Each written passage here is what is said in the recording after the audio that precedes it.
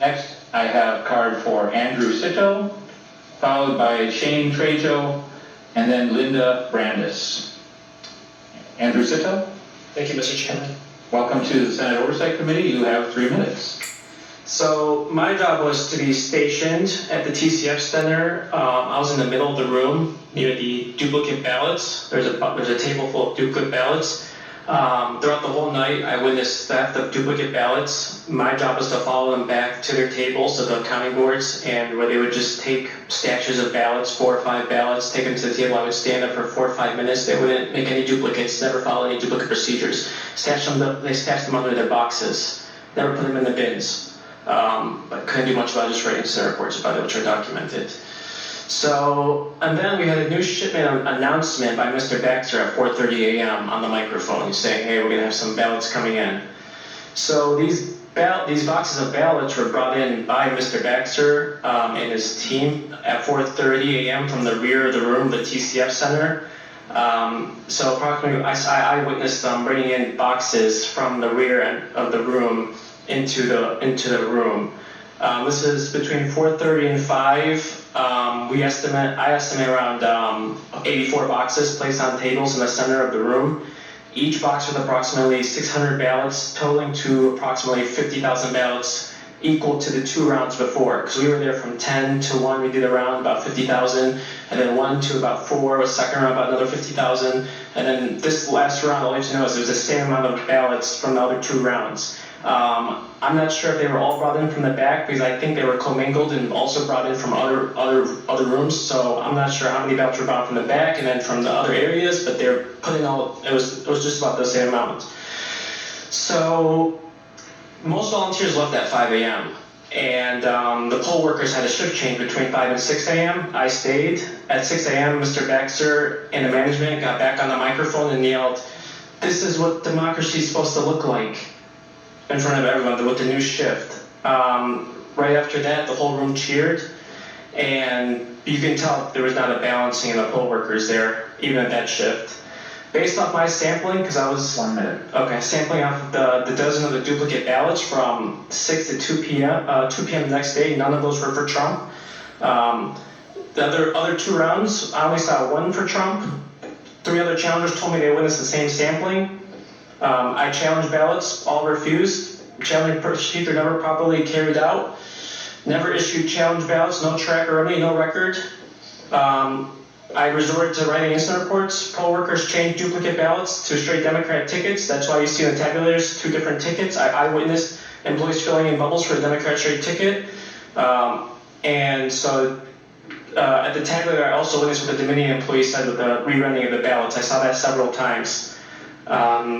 At 2 p.m., I left the room for 5 minutes. Right after I left the room, they blocked it out, covered the windows up. I couldn't get back in for exceeded COVID capacity. I called the federal prosecutor. I called the FBI, made a report. I called the Secretary of State fraud tip line. I called Detroit Department of Elections multiple times, and there was no answer. Thank you very much for your testimony. I have a quick question. When it comes to the duplicate ballots that you were in the middle of the room watching, those are blank ballots for the purpose of refilling out when necessary? Yeah. And so you were solely in charge of watching those? There's a few of us, but there's too many tables, so when people would come and grab ballots, and for example, if there was like a coffee stain or something, which I never saw that night, they all looked like clean ballots, we would follow them back, and there would be several people in line waiting to follow that person back. And so once that process was done, I would come back to the center table and wait for the next person to come in. What's your recollection, with the group of ballots that came in at 4:30 and you stayed and began observing, and you say that, there was almost every one of them or all of them were for Mr. Biden. About how many ballots would you say you observed at that point? That shift, probably my sampling is over a dozen of duplicate ballots. And also we had some issues where we were making duplicates of the duplicate ballots. And when I asked the employees why we were making duplicates of duplicates, they confirmed to me that this is a duplicate, but the tabulator said unknown reasons. So they were throwing away their first duplicate to replace it with a second one was what was... Okay, but So you're saying you observed several dozen ballots in that time?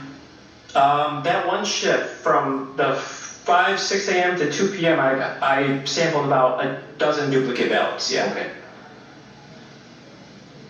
All right, thank you. Vice Chair Sito.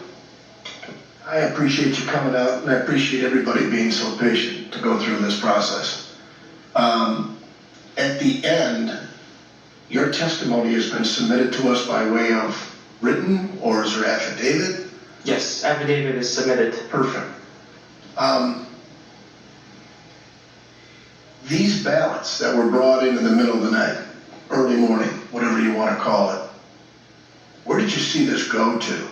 I'm looking at these numbers here, 84 boxes, 600 each in each box, over 50,000 ballots. Where did these ballots go? They were just processed just like any other round. So they were brought in from the back, which... In sleeves, again, Yeah, mail sleeves. What I mean by that, do you know what I'm talking about? Yeah, banker boxes with sleeves over the banker boxes. The sleeves were removed.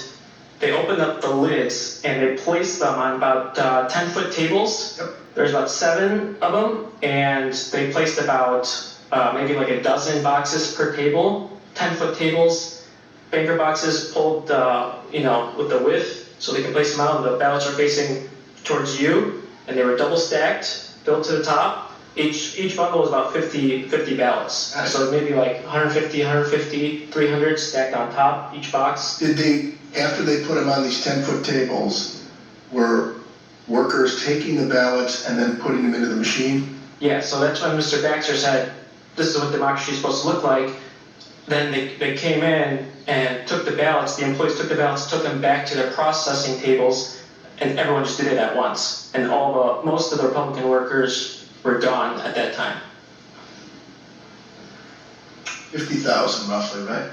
It was the same exact amount as the 10 p.m. to 1 a.m. round and the 1 a.m. round to 4 a.m. round. Okay. Yeah. Yeah. Did you see anything else after that period of time? Did you stay on?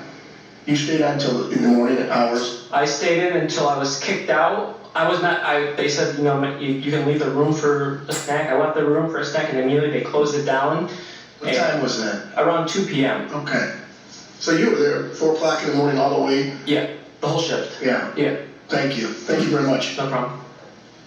Did you or anyone you know ask where the origin of the late night ballot delivery was? What precincts it came from? I did not ask. However, the person right next to me grabbed me by pulled me to the side and said, I see a truck at the loading dock coming in the back of the TCF center.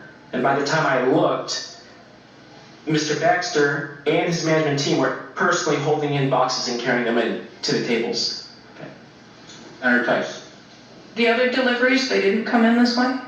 No, this delivery was unlike every other that I witnessed from the other 2 rounds. Yeah. Thank you. No further questions. Thank you very much for your testimonies. No problem.